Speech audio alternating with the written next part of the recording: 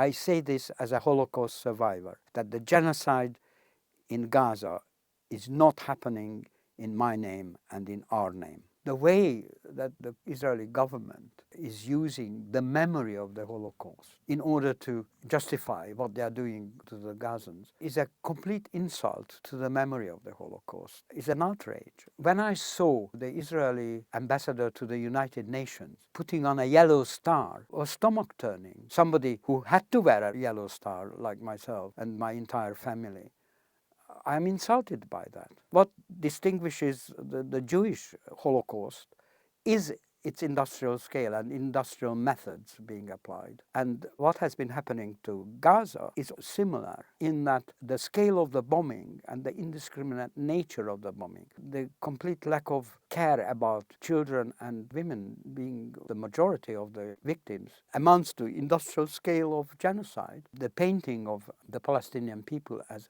worthless, almost animal-like by the description of some of the leaders. That dehumanization enables the population of Israel to tolerate what's going on. The way that Palestinian people who were arrested were treated, having to take their clothes off and parading them, it's part of the humiliation. In the West Bank, the way the checkpoints are organized, the way that you are forced to wait for hours for no reason in order to go to school or go to work, etc. All this amounted to humiliation, similar to what we experienced. The sort of determination and consistency with which they are setting about to destroy the whole of Gaza is very similar to the kind of cruelty and determination of the fascist regimes, some of the actions of the Nazi state in dehumanizing and completely cruel large-scale killings, etc. If it is repeated, I don't see why you couldn't make the parallel. It can only be helpful in understanding what's going on to make the parallel. I don't think there should be any taboo against that. I think I particularly find painful to see the children, because I remember after the war, we played in the ruins like they do now, but particularly their losses, to suddenly lose parents and siblings and so on. There was a boy in the same rescue homes where I was. He was traveling on a tram with his parents. This boy moved to the front to stand behind the tram driver because he was interested in how he was working the levers and so on. At the next stop, an Arrow Cross raiding party came on and asked for papers. And the parents were identified as Jews and arrested straight away. The son was separated at the front, and they had to make an immediate decision whether to say something to him and involve him or let him perhaps escape the net. And that's what they decided. So they were taken down from the tram and sent to Auschwitz. They never said goodbye to their son, and they perished in Auschwitz. So that was the end of the family. Now, can you imagine the psychological state of that boy who suddenly found himself on his own in this way, not saying goodbye to his parents? And I think this kind of thing, this separation, and the sense of complete inability to intervene or in any way exert any kind of positive influence on events, this kind of separation and destruction of families in this manner is again something that repeats in Gaza now, I think.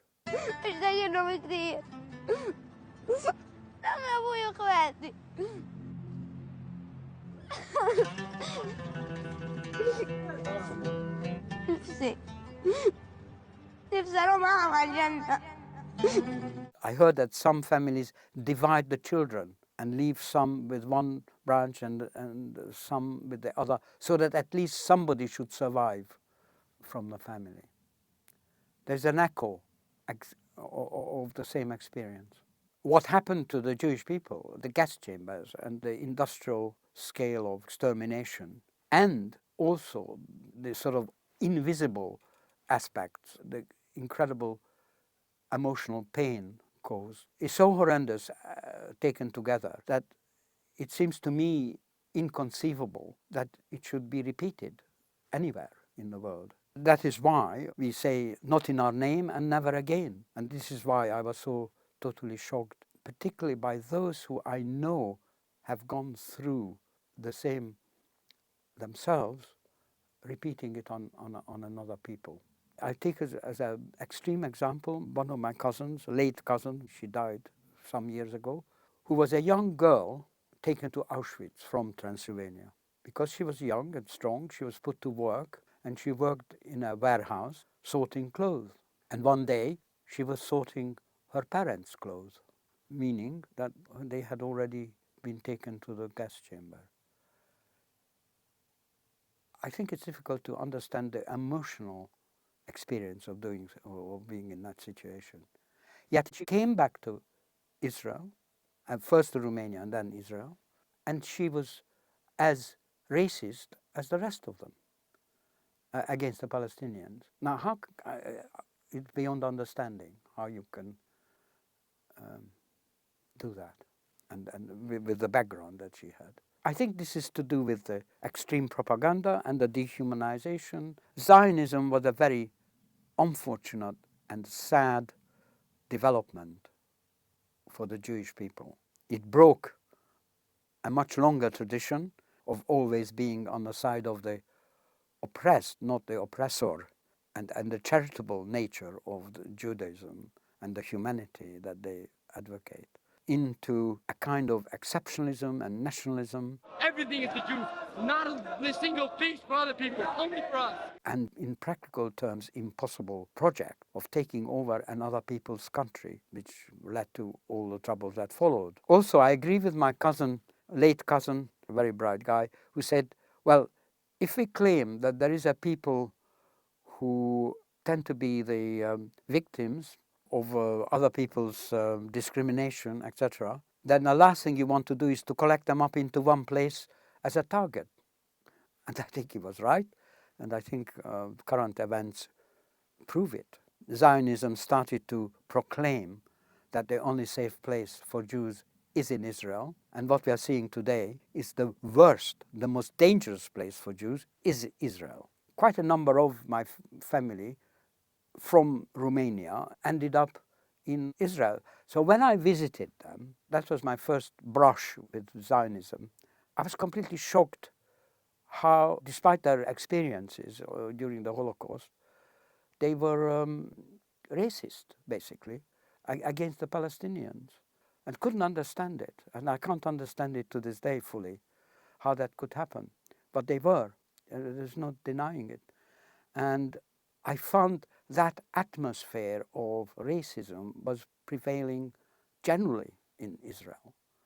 And I turned strongly against that. Later on, I saw the repeated brutality of action against Palestinians, and it became more and more horrifying. And the very cruel attack on Gaza was the ultimate. And the use of the Holocaust background as a cover for all this was just unbearable. I mean, it was criminal, I felt. And this is when I became more active in trying to protest. Today's marches are having a very hopeful aspect. It is so large, so persistent, so global, that eventually the Western leadership, which are trying to deny what is actually going on, will be forced to face up to it. And I think we are not far from that. There was no parallel to that in the Jewish Holocaust experience. In fact, there was great abandonment. There were some, very few, very brave people who risked everything to be on the right side of history and to rescue as much as possible. But the majority of people were too afraid and looked the other way. I find it completely incomprehensible, really, how you can do anything but totally condemn quite clear genocide. And anybody who doesn't do that, it will be revisited on him or her to look back on, to be on the wrong side of history and seriously guilty. And that goes for the UK government, to Keir Starmer and the shadow cabinet. And some of the church leaders, the chief rabbi, completely identifies with Israel and Zionism. I think it's important to stand up against this conflation that is propagated between Jewishness and Zionism.